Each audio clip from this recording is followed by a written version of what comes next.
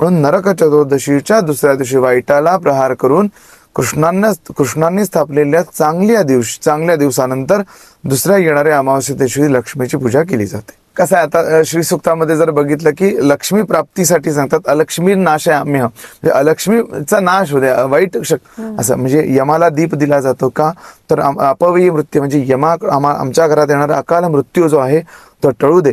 काही काही ठिकाणी आपल्या कोल्हापुरामध्ये जुन्या ठिकाणी की मंत्रात देवतः मंत्र इति देवः, मंत्रात देव असतात, मंत्रच देव असतात.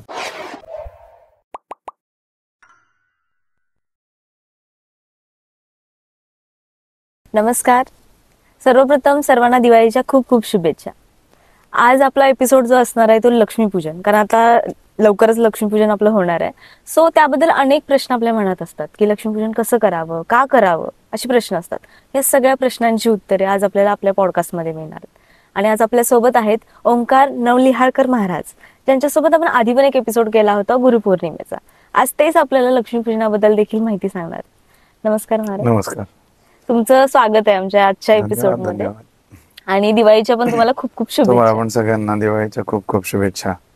सर, आता लक्ष्मीपूजनचा आपण एपिसोड सुरू करतोय, तो पहिला म्हणजे लक्ष्मीपूजन का करावं हे आधी आम्हाला एक्सप्लेन करा. म्हणजे त्या दिवशीच का करावं लक्ष्मीपूजन? म्हणजे एक दोन गोष्टी महत्वाच्या आहेत की आपण लक्ष्मीपूजनाचा काळ जर बघितला तर पहिल्यांदा आदल्या दिवशी नरक चतुर्दशी होते. म्हणजे भगवान श्रीकृष्णांकडून सत्यभामे सहित नरकासुराचा जो वध झाला, असुरी शक्तींना मात करून भगवान श्रीकृष्णांनी जी सत्याची ध्वजा पसरवली, तो दिवस आपल्यासाठी दिवाळीची सुरुवात असते नरक चतुर्दशी दिवशी.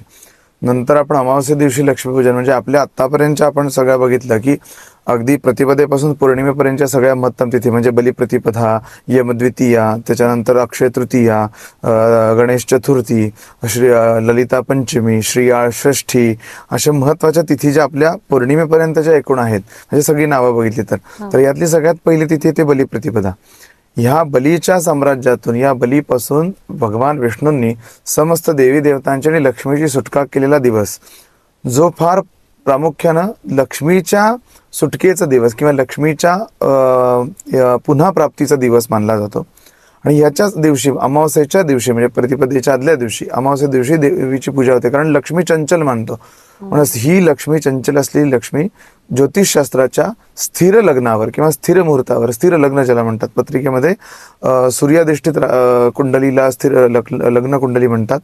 आणि जी आपली चंद्राची असते, चंद्र राशी, त्याला चंद्रकुंडली म्हणतात. तर ह्यामध्ये प्रत्येक राशीमध्ये जेव्हा महत्वाच्या स्थिर ग्रह लग्नांचा प्रश्न असतो, तेव्हा त्या स्थिर मुहूर्तावर किंवा स्थिर लग्नावर जेव्हा आपण लक्ष्मीची पूजा करतो, तेव्हा लक्ष्मी स्थिर होते, असं प्रामुख्याने ज्योतिषामधले काही ज्योतिष तज्ञ सांगतात. तर त्यानुसार आपण त्या दिवशी देवीची पूजा करतो. विशेष करून अमावस्येच्या दिवशी का, तर पूर्वीची प्रथा अशी होती की त्या दिवशी कुबेराची आणि म्हणजे यक्ष आणि यक्षाचा अधिपती कुबेर यांची पूजा होती. अर्थात कुबेराची पत्नी इरेतीची पूजा व्हायची. मग कालांतरानं कुबेराची जागा घेतली गणपतीनं, इरेतीची जागा घेतली लक्ष्मीनं, अशा वेगवेगळ्या पद्धतीनं त्या पूजा व्हायला. आजही आपण गणपती लक्ष्मीची पूजा, गणपती लक्ष्मी कुबेर अशीच त्या दिवशी पूजा करतो. विशेष करून जसं म्हटलं की अमावस्येच्या दिवशी अलक्ष्मीला बाहेर काढावं आणि लक्ष्मीची पूजा व्हावी असं शास्त्र. पण अलक्ष्मी ही दुर्गा सप्तशतीमध्ये असलेल्या वर्णनानुसार ही अलक्ष्मी ही असती, ही राक्षसांना प्रिय आहे. त्यामुळे त्या दिवशी वाईट शक्ती ही अलक्ष्मीची पूजा करतात.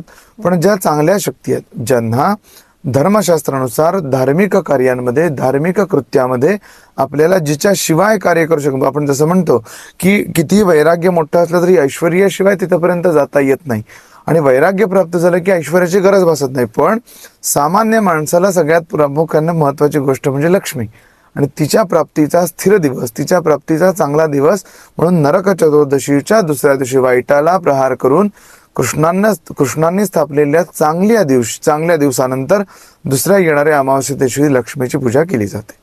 काही जण म्हणतात की अमावस्या म्हणजे वाईट किंवा असा वास्तविक कुठला हे मिळत नाही. म्हणजे अमावस्येला काय विषय असतो की दोन प्रकारे आता कथा सांगितल्या जातात की चंद्रदेवाला ज्या दोन पत्नी रोहिणी आणि रेवती, तर त्यामधल्या रोहिणीवर जास्त प्रेम, रेवतीवर कमी प्रेम, म्हणून दक्ष प्रजापतीनं अर्थात रोहिणी रेवतीच्या वडिलांनी चंद्रदेवाला शाप दिला की तुझा क्षय होईल. त्याच्या मिळालेल्या शापामधून माता सतीनं मार्कंडेय ऋषींकडून मिळालेला महामृत्युंजय मंत्र आणि त्या महामृत्युंजय मंत्रामधून चंद्रदेवाला मिळालेला उपवर जो भगवान शिवांनी दिला की मी दक्षाच्या शापापासून तुला मुक्तता जरी देऊ शकत नसलो तरी तुला मी ह्या सगळ्यामधून थोडाफार वाचवू शकतो, अर्थात तुझा थोडा काळ जय होईल थोडा काळ अजय होईल, म्हणून आपण पौर्णिमा आणि अमावस्याच्या अशा कथा मानतो. अर्थात विज्ञानाच्या बाबतीमध्ये त्याला वेगळ्या पद्धतीने सांगितलं जातं, पण त्याच्याही पद्धतीने एक लोककथा अशी की दक्षाच्या मिळालेल्या शापांमुळे हे घडतंय की 15 दिवसाचा क्षय होतो, 15 दिवसाचा अजय होतो. त्यामुळे आपल्याला 15 दिवसानंतर चंद्र मावळता दिसतो, कमी दिसतो आणि नंतर पौर्णिमेच्या काळामध्ये उगवता दिसतो. तर दरम्यान त्याच म्हणजे तुझ्या वडिलांमुळे मला क्षाप मिळाला, माझ्यावर अवकृपा झाली आणि अर्थात त्याचा अजय झाला, पण भगवान शंकरांच्या कृपेमुळे आणि मार्कंडेय ऋषींच्या महामृत्युंजय मंत्रामुळे मला उपवर मिळाला. म्हणून आजचा दिवस, आजची रात्र तुम्ही सगळ्यांनी जागून काढली, म्हणून ती रात्र म्हणजे महाशिवरात्र. आणि याच दिवशी वालुकामय शिवलिंग स्थापन करून भगवान चंद्रदेवांचं नाव सोमानं स्थापन केलेलं लिंग म्हणून ते सोमनाथ. तर त्या कथेशी संबंधित चंद्र म्हणजे पौर्णिमा किंवा अमावस्या कला विकलांनुसार त्या घडतात, पण ह्याच्याशी वाईट किंवा अशा कुठल्या अशा शुभाचा काय जास्त हे घेण्यात अर्थ नाही. एक जसं म्हणलं तसं ग्रहणाबाबतीत माणसं म्हणत असतात की वाईट किंवा असं, पण त्याच्या फार वेगवेगळ्या कथा सांगितल्या जातात की त्या दिवशी राहून ग्रासलेला चंद्र आणि त्याच्या पडलेल्या वाईट उत्सर्जनापासून आपल्याला होणारे शारीरिक त्रास बाहेर जावेत म्हणून आपण ग्रहण काळात बाहेर पडू नये असं सांगितलं जातं. तसं अमावस्याची कथा की अंधार असतो, एक भीतिमय वातावरण झालेलं असतंय, चंद्राच्या काळांमध्ये उजेड असतो, त्यामुळे कसल्याही याचा फरक होत नाही. म्हणून बाकी काही कसला उलट त्या दिवशी आपण जर पूजा वगैरे आता लक्ष्मीपूजनाचं आहे ना, त्याच्या दिवशीच सगळ्यात मोठी पूजा केली जाते. किंवा त्याच्या आता सोमवती अमावस्या जी सोमवारी येते ती सोमवती अमावस्या. सोमवतीचे महिमान सर्वाहून अधिक जाणं असं दासगणू महाराज म्हणतात. सोमवती अमावस्येला जर शिवाची पूजा केली, नर्मदेत स्नान केलं तर सगळ्यात मोठं पुण्य मानलंय. मग जर अमावस्या अशुभच असती, पूर्णतः अशुभच असती, तर फक्त अमावस्या म्हणलं तसं की त्या दिवशी अमावस्येच्या कलांनुसार अंधार किंवा ह्या गोष्टी, त्यामुळे त्या आणि जसं तंत्रमंत्र शास्त्रामध्ये अमावस्येच्या दिवशी विशेष क्रिया किंवा विशेष घटना केल्याने आपल्याला सिद्धी प्राप्त होते. किंवा जसं मोठमोठी तीर्थक्षेत्र आहेत त्या ठिकाणी अमावस्येच्या दिवशी बलिप्रथा चालतात, कामाख्या असेल किंवा कामाख्यासारख्या तर रोजच चालतात, पण अन्य ठिकाणी अमावस्येला प्राधान्य देऊन त्या क्रिया गोष्टी केल्या जातात. सत्वगुणी देवता, रजोगुणी देवता, तमोगुणी देवता, या प्रत्येक देवांचे उपचार वेगळे आहेत. तसं रजोतमोयुक्त देवतांना अमावस्येला फार प्रायोरिटी दिली जाते, म्हणून आपल्याला ते तसं वाटतंय, पण तसं काही नाही. तुम्ही मगाशी म्हणला की लक्ष्मी आणि अलक्ष्मी, मग आपण पूजा कोणा करायची? लक्ष्मीची करायची? नाही, कसं आहे आता श्रीसूक्तामध्ये जर बघितलं की लक्ष्मी प्राप्तीसाठी सांगतात अलक्ष्मी नाशाय आम्ही, म्हणजे अलक्ष्मीचा नाश होऊ दे, वाईट शक्तींचा परिहार होऊ दे म्हणून आपण सांगतो. आपण ह्याच्यामध्ये मल्हारी मार्तंडाचं जरी चरित्र बघितलं तर त्याच्यातही अलक्ष्मीनं देवांवर प्रताप करून देवांची संपत्ती जाण्यासाठीचे फार प्रयत्न केलेले आहेत, पण तसं होत नाही.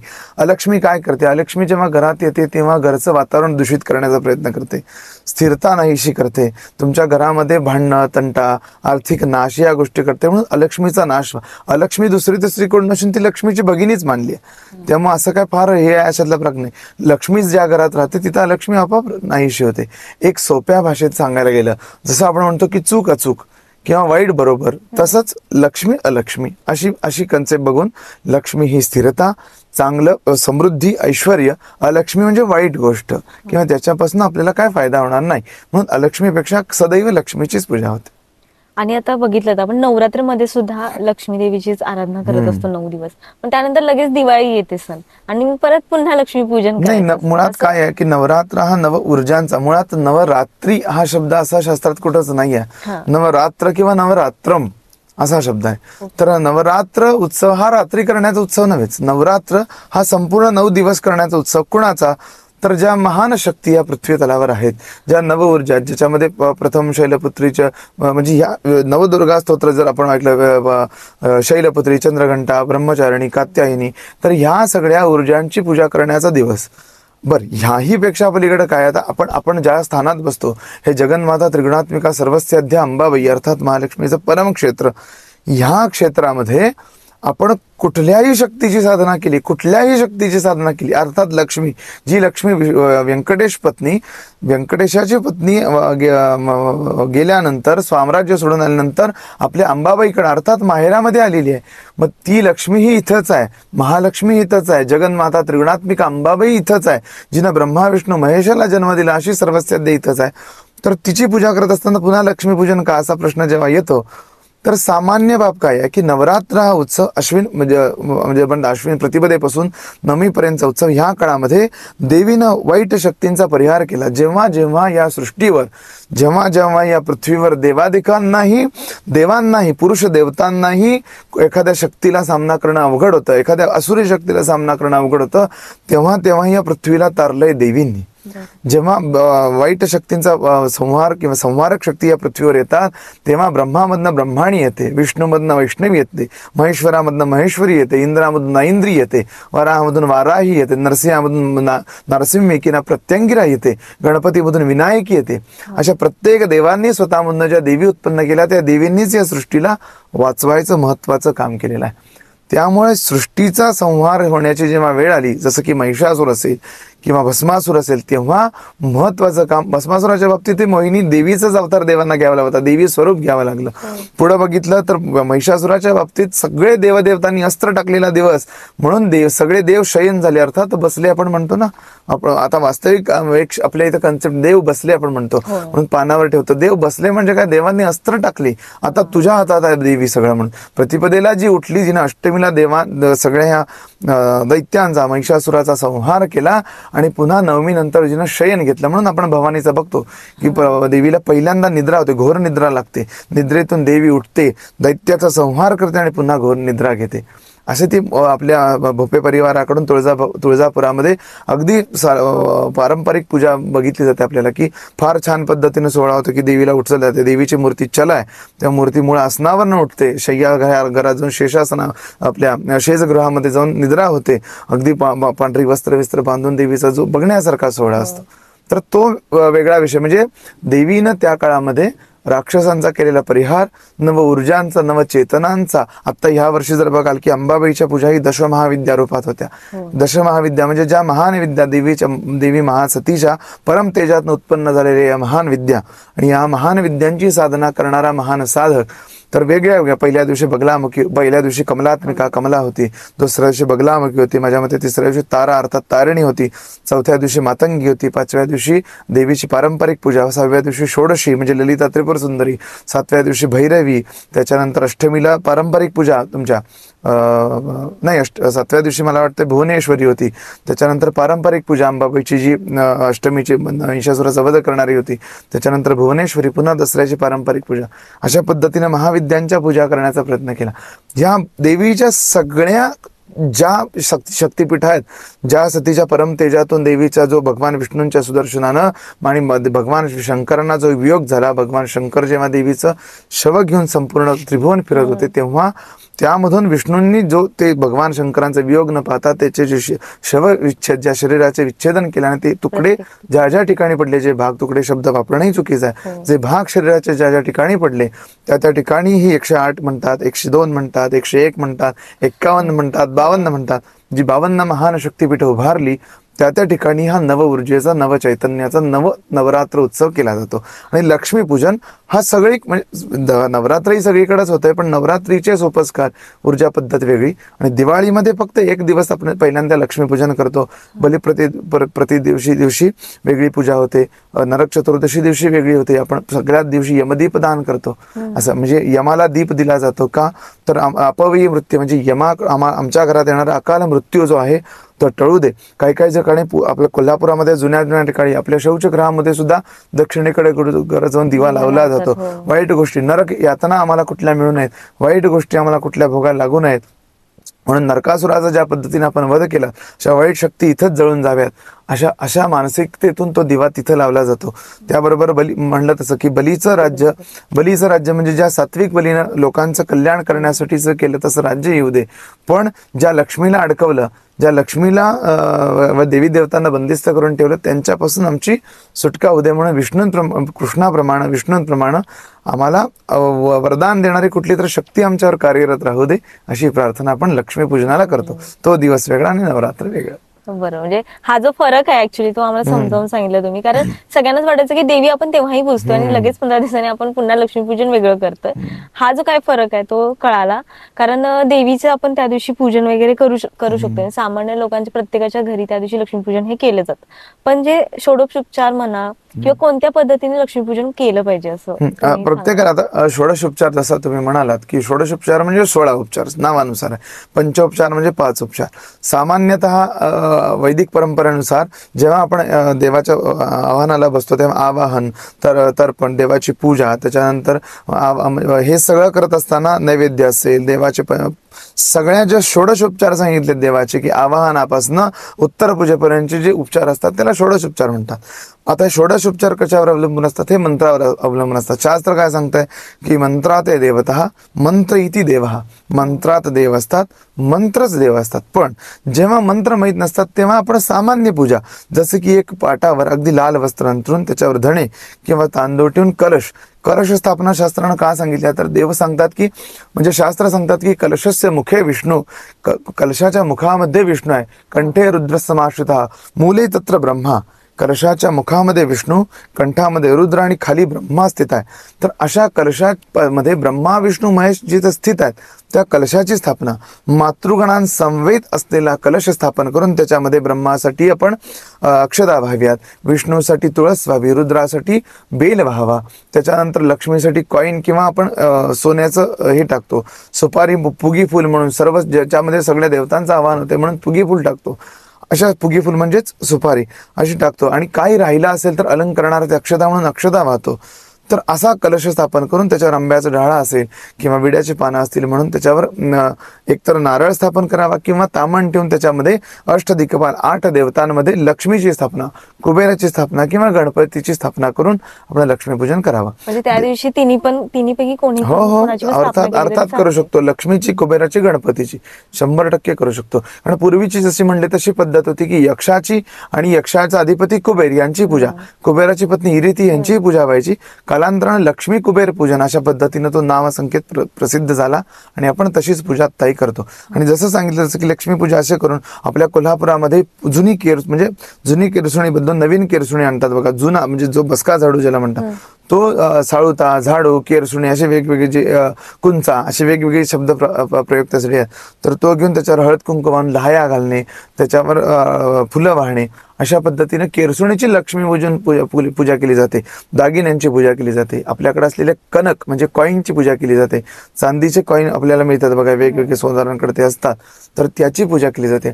अशा वेगवेगळ्या पूजा त्या दिवशी आपण लक्ष्मी प्रतीक म्हणून करू शकतो. त्या दिवशी ते पैसे मानले जातात ते एक पद्धत आहे. तो एक प्रत्येकाच्या ऐश्वर्याचा भाग जसं जसं ज्याच्याकडे आहे तसं तसं तो मानतो. सामान्य देवीला काहीच नको म्हणजे देवी कोणाचे जर आपल्या लक्ष्मीचे जर कथा ऐकली तर सुरतचंद्रिका नावाची जी राणी होती जिच्याकडे काहीच नव्हतं तेव्हा तिने लक्ष्मीचं व्रत केलं आणि तिच्याकडे जेव्हा लक्ष्मी वृद्ध रूपाने गेली तेव्हा तिनं तिचा अपमान केला.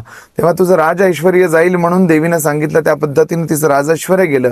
तिथंच असलेल्या एका वृद्धेनं ती देवीची कथा ऐकून देवीची पूजा लक्ष्मी रूपानं करायला चालू केली आणि तिला राज ऐश्वर्य प्राप्त झालं. असे सुरतचंद्रिकेची कथा तेच आहे. देवीला सांगायचं काय की तुमची पूजा साधी भोळी भाबडी. शास्त्रातच याचं वर्णन आहे की आवाहनम न जानामीम तवार्चनम पूजाम चैव न जानामीम क्षम्यताम परमेश्वर. म्हणजे काय, मला तुझं आवाहन कळत नाही. आवाहनम न जानामीम तव अर्चनम तवार्चनम.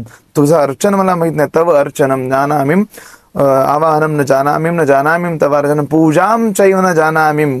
पूजा मला कशी करावी कळत नाही. क्षम्यताम परमेश्वर. मंत्रहीन क्रियाहीन भक्तिहीनम सुरेश्वर. ज्याला मला मंत्र नको, मंत्रहीन क्रिया कशी करावी, पूजा कशी करावी, क्रियाहीन भक्तिहीनम सुरेश्वर. यत पूजितम मया देवम परिपूर्ण तदस्तु मे. मला मंत्र तंत्र शास्त्र यंत्र की पूजा कसल्याही पद्धती षोडशोपचार माहित नाहीत. मी केलेल्या भक्तीमध्येच तू सामावलेला आहेस एवढं म्हणून मी पूजा करतो. म्हणून मी सांगितलं की सामान्य माणसानं केलेली ही पूजा तेवढीच महत्वाची आहे.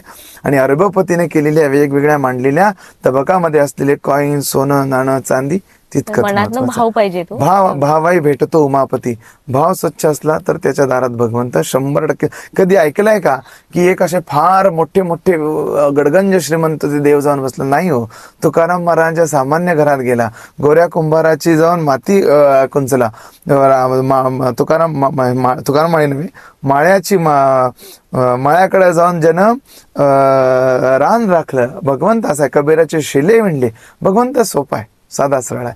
गरीबाच्या घरातही लक्ष्मीपूजन तेच आहे, श्रीमंताच्या घरात तेच आहे. श्रीयंत्र त्या दिवशी पूजलं जात आहे, तर त्या संदर्भात काय सांगाल? श्रीयंत्राबाबतीत फार मोठी गोष्ट म्हणजे श्रीयंत्र जर म्हणाल तर श्रीयंत्राला यंत्रराज असं म्हणतात, की श्रीयंत्रासारखं दुसरं तिसरं काय नाही. श्रीयंत्राला यंत्रराज म्हणतात. जर ब्रह्मांड पुराणामध्ये ललिता सहस्रनाम येत आहे, तर त्या ललिता सहस्रनामामध्ये, ललिता सहस्रनामाच्या फलश्रुतीमध्ये असं सांगतात की जो मनुष्य श्रीचक्राची पूजा करतो त्याला देवीच्या ज्या दशमहाविद्या सांगितल्या जातात त्यात ते श्रीविद्येचंच तेवढं पुण्य मिळेल. त्याला ललिता सहस्रनाम पाठ केल्याचंही पुण्य मिळेल. फक्त भाव स्वच्छ असावा. श्रीचक्राची जी स्वामीने ललिता महात्रिपुर सुंदरी, त्या ललिता महात्रिपुर सुंदरीला वारा घालणाऱ्या ज्या देवता म्हणतात. वारा घालणाऱ्या शब्द असा प्रामुख्यानं का वापरला तर ललिता सहस्रनामामध्ये एक वर्णन येते की सचामर रमा वाणी सव्य दक्षिण सेविता. रमा म्हणजे लक्ष्मी, वाणी म्हणजे सरस्वती. चामर घेऊन जिला वारा घालतात अशी ललिता आहे. म्हणून जिला लक्ष्मी स्वतः वारा घालते, जिला सरस्वती वारा घालते, तिचं पूजन केल्यानं मला सगळ्या गोष्टी मिळतील. ललितेच्या बाबतीत श्रीविद्येमध्ये एक महत्वाची गोष्ट सांगितली जाते.